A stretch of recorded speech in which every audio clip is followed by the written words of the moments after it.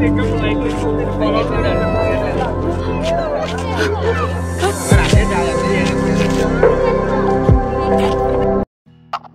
అండి. ఈ వీడియోలో మీకు ప్రతి సంక్రాంతికి మా ఫ్యామిలీ పార్టీ ఎలా సెలబ్రేట్ చేసుకుంటామో, ఈ సంవత్సరం ఫ్యామిలీ పార్టీ స్పెషల్గా భూతల స్వర్గాన్ని తలపించే ఒక అద్భుతమైన ప్లేస్కి వెళ్ళామండి. ఆ ప్లేస్కి ఉన్న స్పెషాలిటీ ఏంటో, అది ఎక్కడుందో ఏంటో అనేది ఈ వీడియోలో మీకు షేర్ చేస్తాను. వీడియో చాలా ఇంట్రెస్ట్గా ఉంటుందండి. ముఖ్యంగా నేచర్ లవర్స్కి ఈ వీడియో చాలా బాగా నచ్చుతుంది. కాబట్టి స్కిప్ చేయకుండా వీడియోని లాస్ట్ వరకు చూడడానికి ట్రై చేయండి. ఫస్ట్ అయితే మా పెదరాయుడు ఫ్యామిలీ గురించి చెప్తానండి. ఇక్కడ మనుషులకి కోళ్ళకి శివగామిలా బొట్లు పెట్టేస్తూ కనిపిస్తుంది కదండి. తను మా చిన్నమ్మ అండి, అంటే పిన్ అనమాట. ప్రతి ఫ్యామిలీలోనూ ప్రతి ఫ్రెండ్షిప్లోనూ ఒకరున్నట్టే మా ఫ్యామిలీలో కూడా ఇద్దరు ఉన్నారండి. వాళ్ళే మా చిన్నాన్న మా చిన్నమ్మ. వీళ్ళిద్దరూ సీతమ్మ వాకిట్లో సిరిమల్లి చెట్టు మూవీలో ప్రకాష్ రాజు జయసుధ్ గారిలా అందరూ కలిసి ఉండాలి, అందరూ బాగుండాలని కోరుకునే మంచి మనస్తత్వం ఉన్న శివపార్వతులు. అంటే మా చిన్నాన్న పేరు శివ కాదు, కానీ మా చిన్నమ్మ పేరు మాత్రం పార్వతేనండి. అందుకే అలా అన్నాను. ఇక్కడ నవ్వుతూ కనిపిస్తున్నారు కదండి, తనే మా చిన్నానండి. ఈ చిన్నానే ప్రతి సంవత్సరం అందరం కలుసుకునేలా ఫ్యామిలీ పార్టీని అరేంజ్ చేస్తారు. అయితే మేము వచ్చింది ఒక గ్రామ దేవత గుడి అండి. ఈ అమ్మవారిని చింతాలమ్మ అంటారు. కొంచెం దూరం నుండి చూస్తే గుడి వ్యూ పాయింట్ ఇలా కనిపిస్తుంది. చుట్టూ కొండలు, విశాలమైన ప్రదేశంలో ఘాట్ రోడ్డు పక్కనే ఈ అమ్మవారి గుడి ఉంటుంది. ఈ అమ్మవారి గుడికి వచ్చిన ప్రతి ఒక్కరూ కోళ్ళని కోసుకొని అక్కడే వంటలు చేసుకొని భోజనాలు చేస్తారు. ఒక్కొక్క దేవాలయానికి ఒక్కొక్క విశిష్టత ఉంటుంది కదండి. అలా ఇక్కడుండే చింతాలమ్మ అమ్మవారికి ఉన్న విశిష్టత ఏంటంటే నమ్మకం. అది ఎలా అంటే, ఇప్పుడు మేము వచ్చిన రోడ్ అంతా ఘాట్ రోడ్ అండి. ఆ ఘాట్ రోడ్ అంతా దాటేసిన తర్వాత డౌన్లో ఈ అమ్మవారి గుడి ఉంటుంది. ఆ ఘాట్ రోడ్ ఎలా ఉంటుందంటే, ఏ మాత్రం బండి అదుపు తప్పినా భూతద్దం పట్టుకొని వెతుకు చూసినా బాడీ పార్ట్స్ కనిపించడం కష్టమేనండి. అంత డేంజర్గా ఘాట్ రోడ్ ఉంటుంది. అందుకని ఆ ఘాట్ రోడ్ దాటేంత వరకు ఎవ్వరికి ఎలాంటి ప్రమాదాలు జరగకూడదని నిత్యం ఘాట్ రోడ్ నుండి వెళ్ళే వాళ్ళు ఏదో ఒక టైంలో అమ్మవారిని దర్శించుకుంటారు. ప్రమాదకరమైన ఘాట్ రోడ్డే అయినప్పటికీ ఎప్పుడూ ఎలాంటి ప్రమాదాలు జరగవని, అలా జరగకుండా చింతాలమ్మ రక్షిస్తుందని నమ్ముతూ ఉంటారు. అయితే ఇప్పుడు మేము ఈ గుడికి రావడానికి రీజన్ ఏంటంటే, ఇప్పుడు మేము ఒక వెహికల్లో వచ్చాం కదండి. ఆ వెహికల్ వచ్చేసి మా పెదనాన్నగారి మనవడదండి. తను ఈ ఏరియాలో ఎక్కువగా ఏదో ఒకటి ట్రాన్స్పోర్ట్ చేస్తూ ఈ ఘాట్ రోడ్ నుండే సర్వీస్ చేస్తూ ఉంటాడు. ఇంకొకటి ఏంటంటే, ఆ ఘాట్ రోడ్ నుండే అరకు, వైజాగ్, నర్సీపట్నం లాంటి ప్లేసులకి ఇప్పుడు మేము ఎలాగొచ్చామో అలాగే చాలా మందిని ట్రిప్కి తీసుకువెళ్తూ ఉంటాడు. అందుకని తన క్షేమాన్ని కోరుకుంటూ అమ్మవారికి మొక్కుకున్న మొక్కండి. ఆ మొక్కు వల్లే ఫస్ట్ అమ్మవారిని దర్శించుకొని ఇక్కడ అందరం కలిసి భోజనాలు చేసేసి తిరిగి మళ్ళీ అక్కడి నుంచి నర్సీపట్నం వైపుగా మా జర్నీ స్టార్ట్ చేసాం. గుడి ప్రాంగణంలో ఒక షెల్టర్ ఉందండి. వచ్చిన భక్తులు ఈ షెల్టర్లో వంటలు చేసుకొని ఇక్కడే భోజనాలు చేస్తారు. అలా మేము కూడా భోజనాలు చేసేసాము. ఇక ఈ ఫ్యామిలీ పార్టీ ప్లానింగ్ ఏంటంటే, పెళ్ళిళ్ళకు పేరెంటాలకి మాత్రమే కాకుండా సంవత్సరానికి ఒక్కసారైనా ఫ్యామిలీలో ఉన్న ప్రతి ఒక్కరూ ఒకరినొకరు కలుసుకోవాలని, అందరూ కలిసి ఇలా సరదాగా బయటకు వెళ్ళాలని మా చిన్నాన్న ప్రతి సంవత్సరం ఇలా ప్లాన్ చేస్తారండి. అయితే ఈ సంవత్సరం కొంతమంది మాత్రమే వచ్చారు. మిగతా వారు వేరే వేరే పనుల నుండి రాలేదు. పైగా ఈ సంవత్సరం పార్టీ కొంచెం లేట్గా ప్లాన్ చేయడం వల్ల పండక్కి పుట్టింటికి వచ్చిన వాళ్ళు చాలామంది తిరిగి వెళ్ళిపోవడం వల్ల కొంతమంది మాత్రమే వచ్చారు. లక్కీగా నేను చెల్లి ఇంకా పుట్టింట్లోనే ఉన్నందువల్ల ఫ్యామిలీ పార్టీకి వచ్చే ఛాన్స్ నాకు చెల్లికి వచ్చింది. మేము ఉండేది అల్లూరి సీతారామరాజు జిల్లా అండి. అల్లూరి సీతారామరాజు జిల్లా అంటే మన్యం ధర విప్లవ వీరుడు అల్లూరి సీతారామరాజు బ్రిటిష్ వారిపై పోరాడిన పుణ్యభూమి కదండి. ఇంత మంచి పవిత్రమైన స్థలానికి వచ్చినప్పుడు ఆయన్ని కూడా దర్శించుకోకపోతే బాగోదు కాబట్టి కేడీపేటలోని అల్లూరి సీతారామరాజు పార్కులో ఉన్న ఆయన విశ్రాంతి స్థలాన్ని దర్శించుకొని పచ్చని చెట్లతో ఎంతో సుందరంగా ఉన్న ఆ పార్కులో ఆయన చేసిన పోరాటాలను, త్యాగాలను స్మరించుకొని కొంతసేపు ఆ పార్క్లోనే గడిపామండి. ఈ పార్క్కి వచ్చినప్పుడు మా పిల్లలు కూడా ఉంటే బాగుంది అనిపించిందండి. ఎందుకంటే మహనీయుల చరిత్ర పుస్తకాల్లోనే కాకుండా ఇలా నేరుగా చూడడం వల్ల వారు చేసిన గుండె ధైర్యాన్ని, త్యాగాల్ని, పోరాటాల్ని ఇంకా గొప్పగా తెలుసుకోగలుగుతారు. ఇక్కడ ఆయన భౌతిక దేహంతో పాటు కాటన్ దొర అంటే టంగుటూరు కోటయ్య గారి భౌతిక దేహం కూడా ఉంటుంది. వారి దేహాన్ని కూడా ఈయన పక్కనే ఎందుకు ఉంచారంటే కాటన్ దొర అక్కడ ఉండే గిరిజన ప్రాంతాల గురించి పూర్తి అవగాహన ఉండడంతో అల్లూరి గారికి అనేక వ్యూహాలు వేయడంతో పాటు అల్లూరి గారికి ఆహారాన్ని, ఆయుధాలని అందిస్తూ బ్రిటిష్ వారిని వ్యతిరేకించడంలో కాటన్ దొర కూడా ముఖ్య పాత్ర పోషిస్తూ అల్లూరి గారికి సహచరులుగా ఉండేవారటండి. అందుకని ఆయన సమాధిని కూడా అల్లూరి సీతారామరాజు సమాధి పక్కనే చిరస్థాయిగా మనందరికీ ఎప్పటికీ వారు త్యాగాలు గుర్తుండేలా ఇలా ఒక పార్క్ నిర్మించారు. అలాగే ఆయనకి సంబంధించిన చరిత్ర మొత్తం పార్క్కి వచ్చిన వాళ్ళు తెలుసుకునేలా శిలాశాసనాలు గోడలపై ముద్రించారు. ఏదేమైనా కానివ్వండి, మన దేశ సరిహద్దుల్లో కాపలా కాస్తున్న సైనికులు, దేశం కోసం పోరాడిన స్వతంత్ర సమరయోధులేనండి అసలైన రియల్ హీరోలు. వీళ్ళకి కదా మనం ఫ్యాన్స్ అవ్వాల్సింది. ఓకేనండి, ఇలా కేడీపేటలోని అల్లూరి సీతారామరాజు పార్క్ని కూడా చూసేసిన తర్వాత అక్కడి నుంచి పాడేరు ఘాట్ రోడ్ వైపుగా తిరిగి మళ్ళీ మా జర్నీ స్టార్ట్ అయిందండి. బావిలో కప్పకి బావే స్వర్గంలా కనిపించినట్టు నేనుండేది కూడా స్వర్గంలాగే భావించేదాన్ని. కానీ ఒక్కసారి బయటకు వచ్చి చూస్తే దానికి మించిన అందాలు నా చుట్టూ ఇంకెన్నెన్నో ఉన్నాయనిపించింది. అంటే అమ్మవాళ్ళు ఉండేది పక్క ఏజెన్సీ ప్రాంతం అండి. నేను అనుకునేదాన్ని ఇంతకంటే కొండలు కోనలు మా చుట్టూ ఏముంటాయిలే, అవి కూడా ఇలానే ఉంటాయి అని అనుకునేదాన్ని. కానీ నా ఊహాగానాలు అస్సలు కరెక్ట్ కాదు. చూస్తే రెండు కళ్ళు సరిపోలేని అందాలు ఇంకెన్నెన్నో అల్లూరి సీతారామరాజు జిల్లాలో ఉన్నాయని నాకు ఇప్పుడే తెలిసింది. ఓవైపు ప్రకృతి అందాలు, ఇంకో వైపు మా జాతి రత్నాలు చేసే సందడితో ఆనందానికి హద్దులు లేకుండా ఎంతో హ్యాపీగా జాలీగా మా జర్నీని ఎంజాయ్ చేసాం.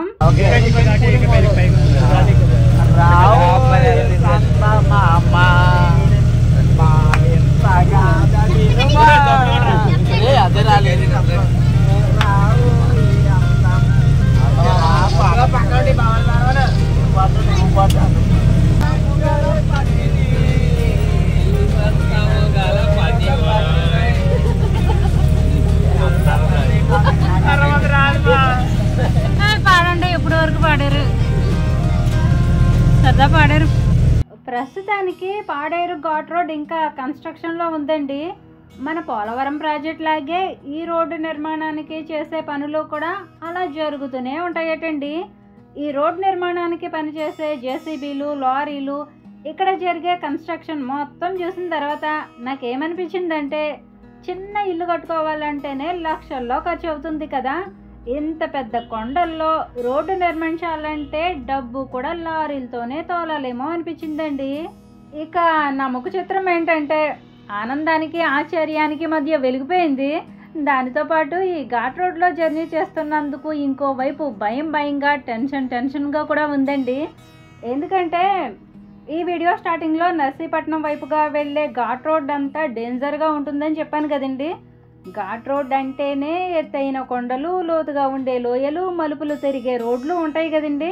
ఇక్కడ మీకు చూపిస్తున్న ఈ సీన్లో రోడ్డుకి లోయకి కొంచెం గ్యాప్ ఉంది, కానీ కొన్ని చోట్ల అయితే రోడ్డు పక్కనే పెద్ద పెద్ద లోయలు ఉన్నాయండి. ఈ రోడ్డు మీద జర్నీ చేసే ప్రతి ఒక్క డ్రైవర్ అప్రమత్తంగా ఉండాలండి. ముఖ్యంగా కొత్తగా వచ్చే వాళ్ళు చాలా జాగ్రత్తగా డ్రైవ్ చేస్తూ రావాల్సి ఉంటుంది. నాకు తెలిసి ఇప్పుడు మేము చాలా హైట్లో ఉన్నామండి. ఒకవేళ ఇప్పుడు మేమున్న వ్యూ పాయింట్ కనుక పైనుంచి చూసినట్లయితే ఈ విధంగా ఉండొచ్చు. ఇలా డిఫరెంట్గా పైనుంచి చూస్తే చాలా అద్భుతంగా కనిపించవచ్చు.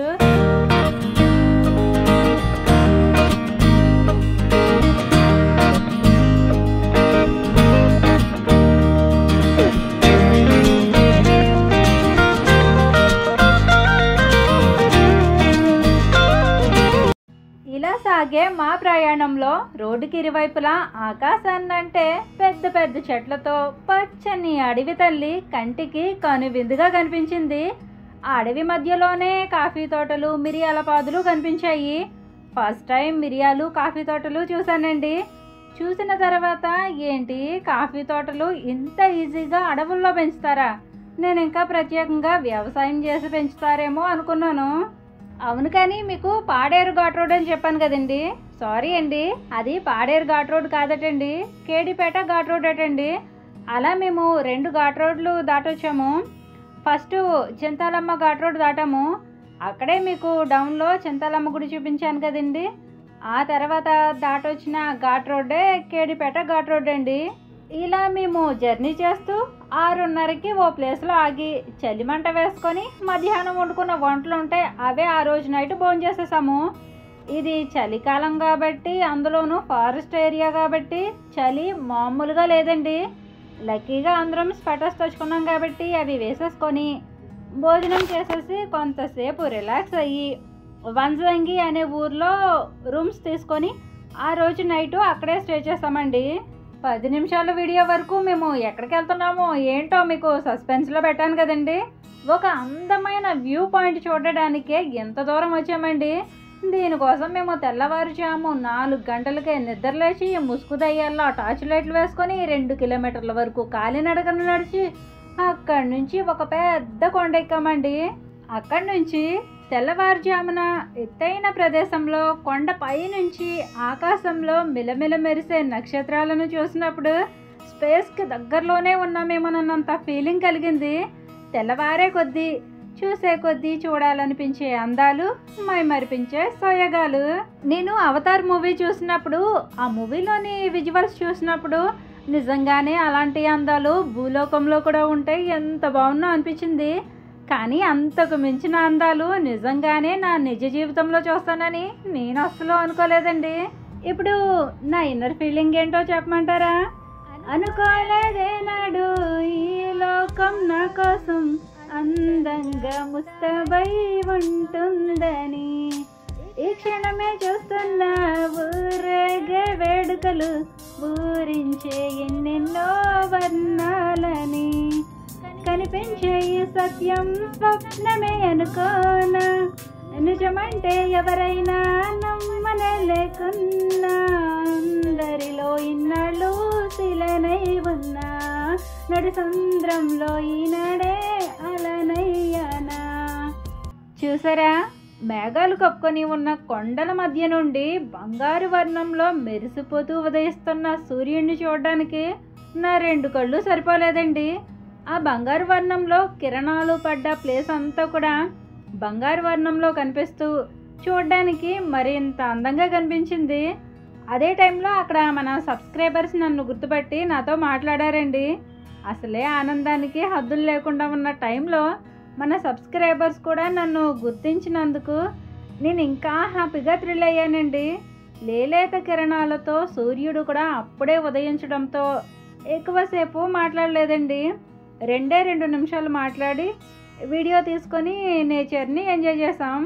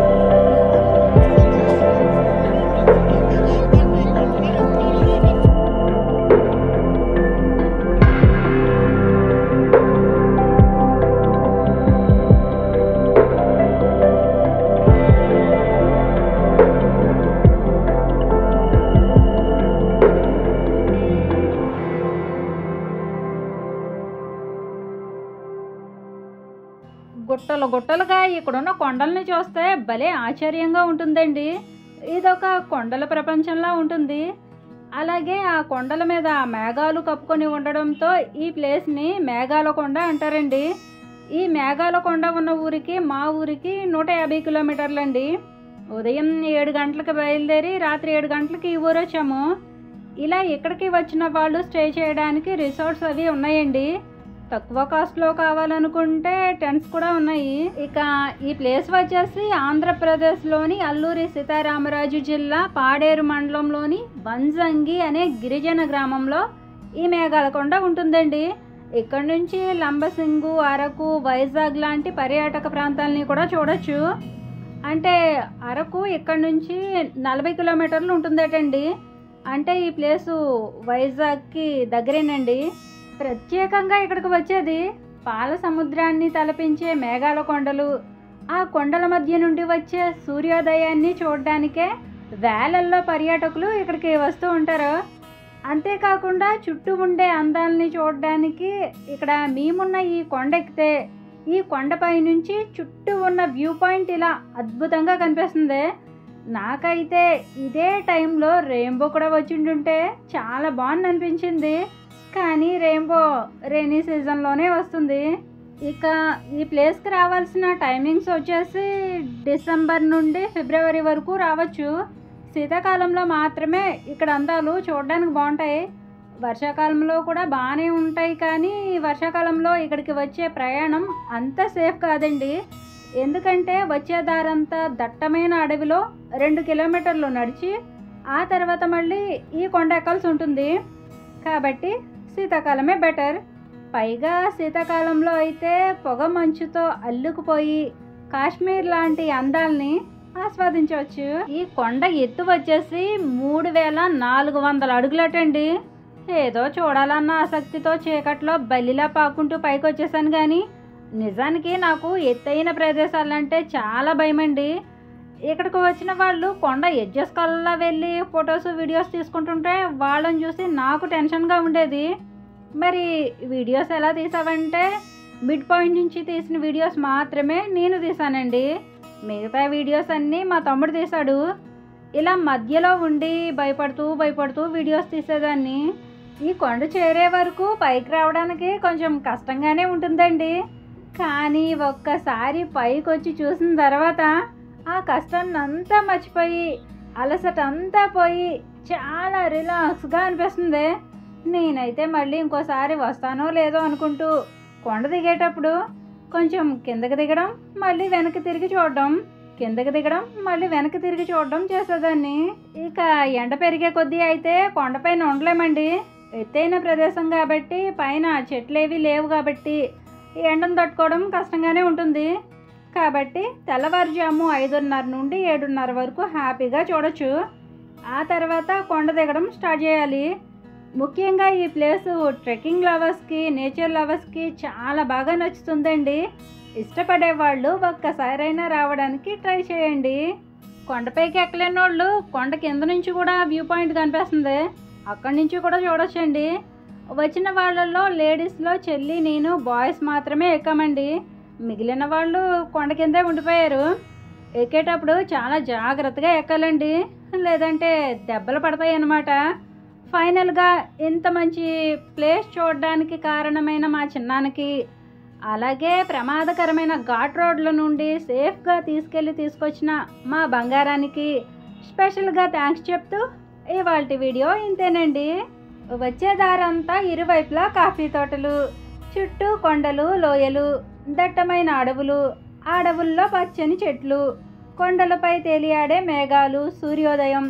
ఈ కొండ కోనల గురించి మీరు ఎంతో కొంత అనుభూతి చెందేలా ఈ వీడియో మీకు షేర్ చేశానని అనుకుంటున్నాను.